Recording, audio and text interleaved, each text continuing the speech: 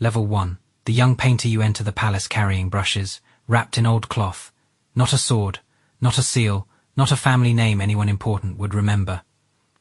Before sunrise, the painter's workshop is already awake. Mineral colors are being ground in shallow bowls. Silk paper lies stretched across wooden frames. The air smells of ink, crushed stone, dry glue, and the faint sweetness of red pigment. You are not brought here to create truth. You are brought here to make power look beautiful. That is the first lesson the senior painter gives you before your knees have even stopped aching from bowing. A royal face, he says, must never look tired, afraid, angry, or old. So you learn to soften every line. You make concubines younger, princesses gentler, noblewomen calmer, and dead queens more peaceful than they ever were in life. You paint flowers on screens, clouds behind thrones, phoenix feathers on ceremonial panels. Your hand is useful, but your eyes are dangerous, so you train them to look only where they are allowed. Then one afternoon, you are ordered to repair a set of old portraits of the Empress. They are displayed along the back wall of the workshop, each one wrapped in silk, each one guarded more carefully than the others. When the cloth is removed, you feel a strange coldness move through the room. Every portrait is perfect.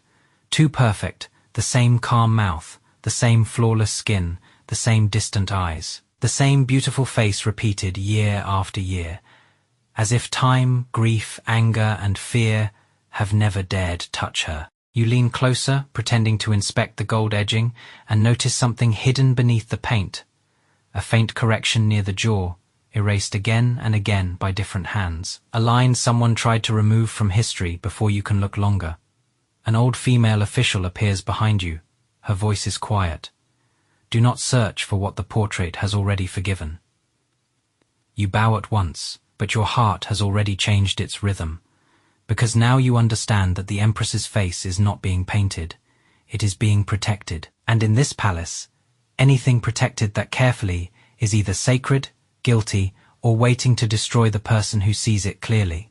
Level 2 Palace Portraits. By the third day, you understand that portrait painting inside the palace is not art. It is negotiation. A concubine does not ask to be painted as she is. She asks to be remembered younger than her rival, calmer than her enemy, softer than her ambition, and more beloved than the emperor has actually made her. A princess asks for her eyes to look obedient, though her hands grip the armrest hard enough to pale her knuckles. A noble widow asks that the painter remove the shadow beneath her cheeks, because grief is acceptable only when it is beautiful. You sit behind the senior painters, grinding mineral color, preparing silk paper, filling in robe patterns, and learning which lies are safe. Too much beauty looks desperate. Too much truth looks insulting. The correct portrait is the one that allows power to recognize itself without feeling accused. Every session is watched by the Empress's old female official, Lady Shen. She moves through the painting room without sound, dressed in dark green silk, her hair pinned so tightly it seems to pull all softness from her face. She does not paint, but every painter fears her more than the brushmaster. If a nose is too sharp, she notices. If a mouth looks too proud, she notices. If a young concubine's gaze seems too hungry, she tells the painter to lower the eyes. A woman in the palace, she says once, standing behind you, must be seen correctly, or she becomes dangerous. You do not answer. You only keep painting the gold edge of a sleeve. But the words stay with you. Correctly does not mean honestly. It means usefully. One afternoon, while assisting with a portrait of a favored noble lady, you accidentally paint the tension in her fingers exactly as you see it. Lady Shen stops beside your shoulder. For a long moment, she studies the hand on the silk. Then she dips a clean brush into pale color and softens the knuckles until the woman appears serene again. Your hand is skilled, she says. Your eye is undisciplined. That should sound like correction. Instead, it feels like warning. Later, when the room empties, you look again at the row of Empress portraits hidden beneath silk covers. You begin to understand what no one has said aloud. The palace does not keep portraits to remember women. It keeps portraits to decide which version of them is allowed to survive. And if even the Empress needs that much correction, then the face beneath her crown must be more dangerous than any painted lie. Level 3 behind silk. The first time you are summoned to the Empress's private hall, you are not told you will see her. You are told only to carry fresh brushes, prepare pale mineral color, and keep your eyes lower than the phoenix pattern on the floor. The hall is quieter than the painting workshop, and that silence feels more expensive. Red silk curtains hang from carved beams. Incense coils burn in bronze dishes. Painted screens show phoenixes rising from golden clouds. But even those birds seem trapped inside the room's stillness. Lady Shen leads you and 2 senior painters through the outer chamber, then stops before a curtain so thin it turns the figure behind it into shadow. The Empress sits on the other side. You cannot see her face. Only the outline of her hair ornaments, her shoulders, the angle of her hand resting on the arm of a low chair. The senior painter kneels first. You follow. No one tells you to breathe quietly, but you do. The task is impossible. Capture authority without looking directly at the person who holds it. The brushmaster begins with the posture, the throne cloth, the fall of the sleeve. You mix color and pass tools, but your eyes keep returning to the shadow behind the silk. There is something wrong with the outline. Not ugly, not weak. Just human in a way the official portraits never allowed. The Empress shifts slightly, and every woman in the room lowers her head at once, as if the movement itself has issued an order. Then her voice comes through the curtain, low, controlled, closer than you expect. "The young painter," she says. Your hand freezes over the color dish. Lady Shen's eyes cut toward you. You bow deeper. "Yes, Your Majesty. You have been repairing my old portraits. Only under instruction, Your Majesty." A pause follows, long enough for your heartbeat to become loud in your own ears. "Then tell me," she says, "do you paint what you see, or what you are afraid to see?" No senior painter moves. Lady Shen does not save you. The silk curtain breathes softly between you and the woman. No one is permitted to look at honestly, you answer carefully. In the palace, Your Majesty, a painter learns that seeing is not always allowed. For the first time, you hear something like amusement behind the curtain, not warmth, recognition. "Good," she says. "Then perhaps you may learn what must be hidden." And in that moment, you understand that you have not been brought closer because you are trusted. You have been brought closer because your fear is useful. Level 4, her true face after the other painters leave. Lady Shen orders you to remain. The room changes the moment the door closes. Without the senior painters breathing, without the scrape of assistants grinding color, without the safe noise of official work, the Empress's private hall becomes too quiet to excuse your fear. One lamp is moved closer to the low table. A bronze mirror beside the screen is covered with dark cloth. The red curtains are pulled shut until the outside world disappears completely. You kneel beside your brushes, waiting for someone to tell you what mistake you have made. Instead, the Empress speaks from behind the silk. "Prepare fresh paper." Your hands obey before your thoughts do. Lady Shen watches from the corner, expressionless. Then the curtain moves. Not much. Just enough for the Empress to step through. For the first time, there is no silk between your eyes and her face. You lower your gaze at once, but she stops you. "Look." The command is soft, and that makes it worse. Slowly, you raise your eyes. She is beautiful, but not in the way the portraits claimed. Her beauty is sharper, colder, more tired. There is faint darkness beneath her eyes, a line near her mouth that no official painting would allow, and near the curve of her jaw, almost hidden beneath powder, a small scar, not large, not disfiguring, but real. A mark that proves time has touched her, pain has touched her, and someone has worked very hard to make the court forget it. "Do not improve me," she says. You hold the brush above the silk paper. "Your Majesty, if your hand lies tonight, I will know." So you begin. The first strokes feel like treason. You paint the angle of her chin without softening it. You leave the tiredness near her eyes. You place the scar where it belongs. Each honest line feels more dangerous than any false one you have ever made. When she sees the first outline, she does not smile. She only studies herself as if looking at an enemy she has survived for years. Most men paint queens as they wish to be protected, she says. I want to know if you can paint a woman who no longer asks to be protected. You realize then that this is not a portrait session. It is a test. She is not asking whether you can see her face. She is asking whether you can survive knowing it. Level 5 forbidden sessions after that night. You are no longer called to the Empress's hall with the other painters. You are summoned after the lamps are lowered, after the official workshops close, after the palace begins pretending to sleep. A maid arrives without looking at your face and says only, "Bring the red pigment." You learn to wrap your brushes in silence. You learn which corridor has fewer guards, which floorboard creaks near the side door, which incense hides the smell of wet ink. The Empress receives you in a smaller chamber behind her main hall, where rain taps against the roof tiles and candlelight turns the silk paper the color of old bone. No music, no witnesses except Lady Shen, who sits in the shadow like a locked door. These are not official portraits. No court will see them. No minister will bow before them. In one, the Empress asks you to paint her without the phoenix crown. In another, with her hair half loosened. In another, with her scar visible enough that anyone who knew where to look would understand it, had been hidden for years. Each session is more dangerous than the last, not because she touches you, but because she allows you to look too long. You begin to understand that intimacy in the palace is not always a hand on skin. Sometimes it is a woman allowing one man to see the exhaustion beneath her command. One night, as you mix red pigment, she asks, "Do you think beauty protects a woman?" You keep your eyes on the color bowl. People protect what they believe is beautiful. "No," she says. "They display it. There is a difference."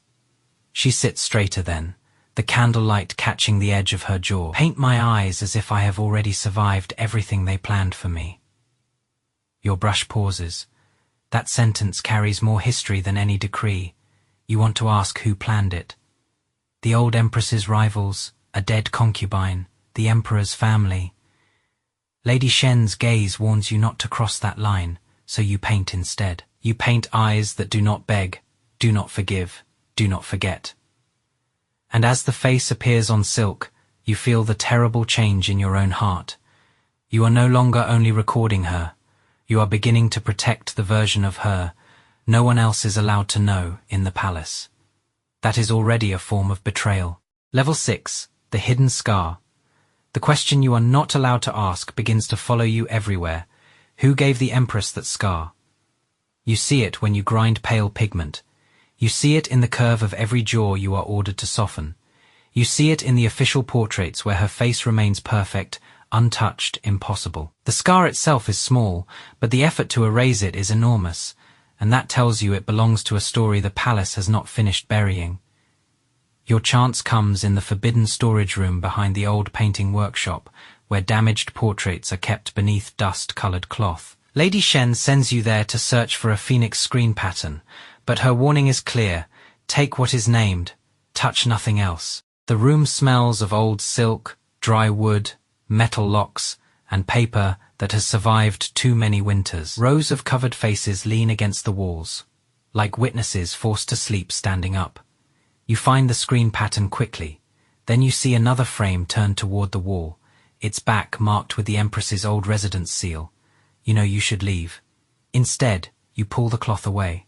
The portrait beneath is not of the Empress, not exactly. It shows a younger woman with similar eyes, similar posture, and a softer mouth.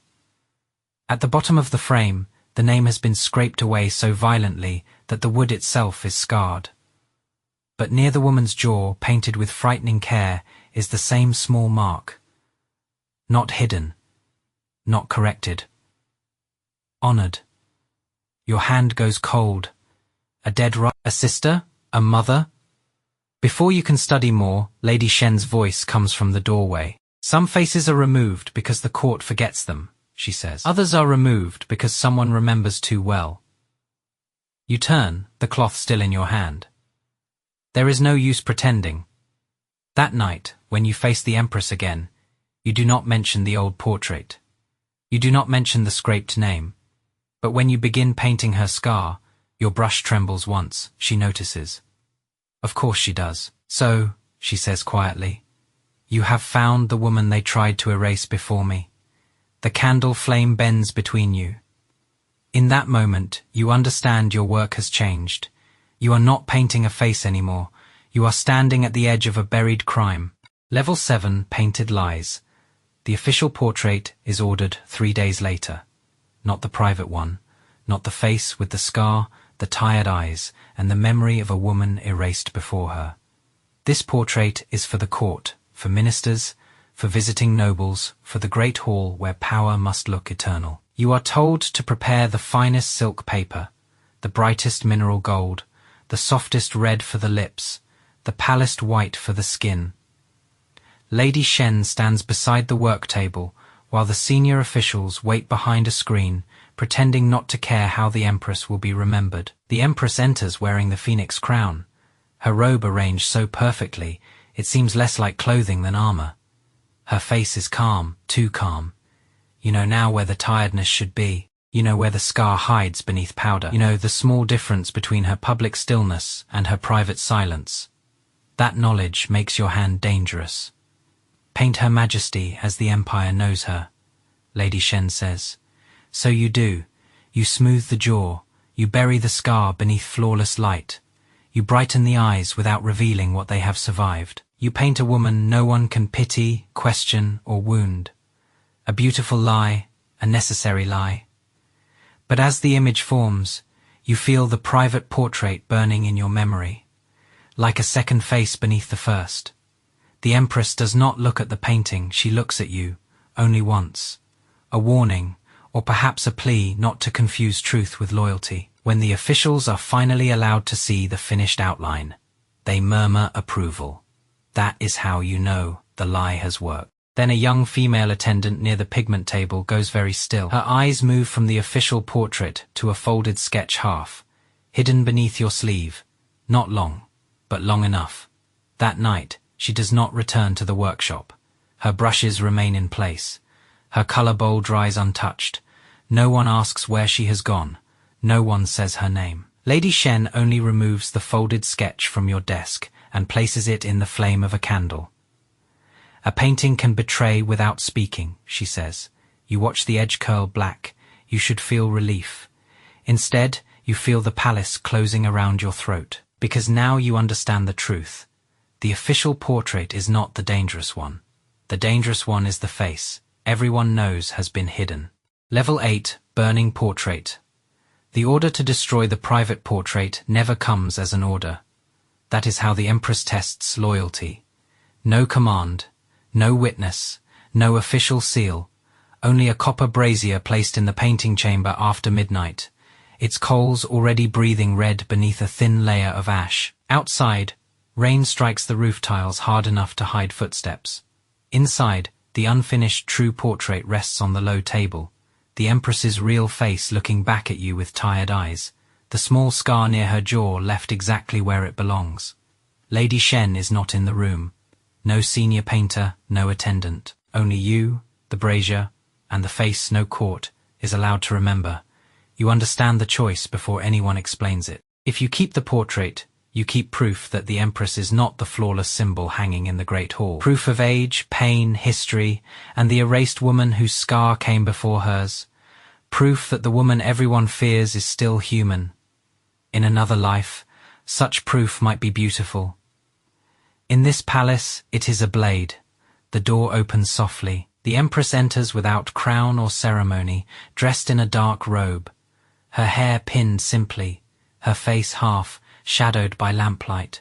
She does not look at the brazier, she looks at you. A loyal man burns what can destroy the woman he serves, she says, and a careful man keeps what may save him. Your hand tightens around the edge of the silk paper. Which man does your Majesty need?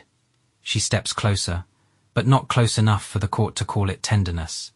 Even if the court could see, I need to know which one you are when no one is watching. The rain fills the silence. You lift the portrait. The painted eyes seem calmer than yours. For one terrible breath, you cannot tell whether you are holding evidence, memory, or the only honest version of her that will ever exist. Then you lower the silk toward the coals. Fire catches slowly at first, curling the corner black. Red pigment darkens. The painted scar disappears last. The Empress does not turn away. Neither do you. When only ash remains, she says nothing. But as she leaves, her sleeve brushes the empty table where the portrait had been. It is the smallest gesture, almost invisible. Grief disguised as inspection. That is when you understand you did not burn a painting to protect her power. You burned the only place where she had been allowed to be real. Level 9, her last image before dawn. The Empress sends for you one final time. The palace has not slept. You can feel it in the halls, guards posted too early, maids walking too fast, officials whispering behind screens that should still be closed. Something is coming, though no one is brave enough to name it. When you enter her private chamber, the red curtains are only half drawn, and the morning has not yet decided whether to become light. The phoenix crown rests on the table beside her, heavy and waiting. Her robe is not fully fastened. Without the crown, without the perfect stillness of court, she looks almost like the woman from the burned portrait. Not weak, but tired of being turned into a symbol. "Paint me once more," she says. No Lady Shen stands in the corner. No brazier waits beside the table. This session has no witness except the silence between you. You prepare the silk paper with hands that remember the heat of last night's fire. For the court, you ask. No, she sits near the window where pale light touches the scar near her jaw before powder can hide it. For myself, you begin with the eyes. You do not soften them. You do not make them younger, kinder, or more merciful. You paint the face of a woman who has survived too much to be innocent and lost too much to be easily condemned. As your brush moves, she speaks of the woman in the old portrait. Not a full confession, the palace never gives those. Only fragments, a rival once erased. A betrayal buried inside an official illness. A scar shared by two women because one tried to save the other and failed. The more she tells you, the more dangerous your hand becomes. When the first alarm bell sounds somewhere beyond the hall, neither of you moves. The purge has begun. Names will be taken, records will be sealed, portraits will be replaced. She looks at the unfinished image and says, "If they erase me tomorrow, paint the woman they were afraid to remember." Your throat tightens, but your brush does not stop. For the first time, you understand what she has truly asked of you. Not flattery, not secrecy, not even loyalty. She wants one witness who can remember her without the crown, without the lie, without the forgiveness of official paint. And in the cold first light, you realize that being chosen to remember her may be more dangerous than being ordered to betray her. Level 10, the painter erased by the time the purge ends.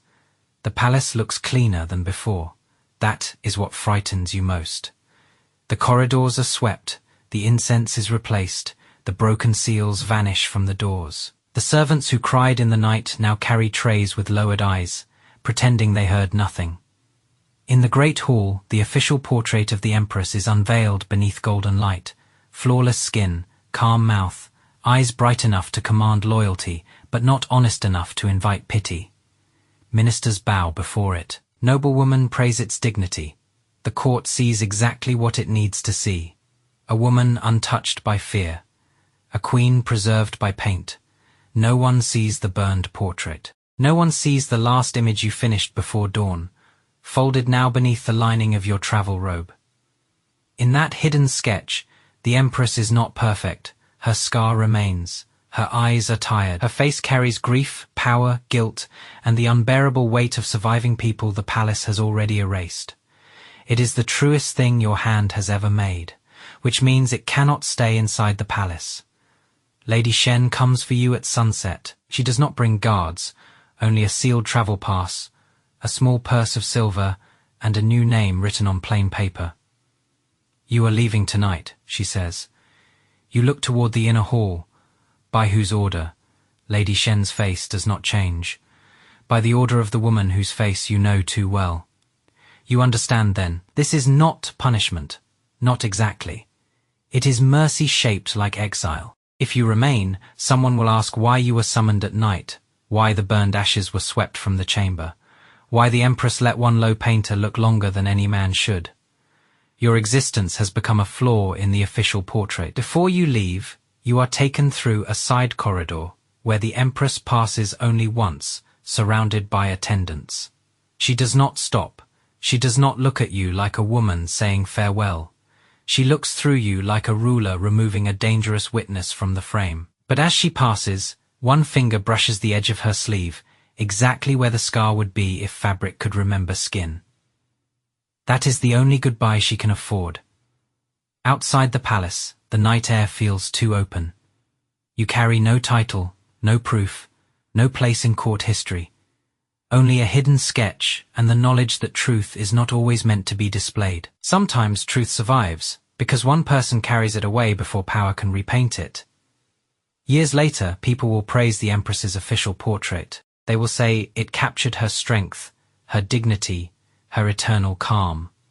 They will not know it was a lie. They will not know about the scar, the burned silk, the woman in the erased portrait, or the painter sent away for seeing too clearly. You entered the palace believing your work was to preserve faces. Now you understand the deeper law in a royal court. Portraits do not remember people.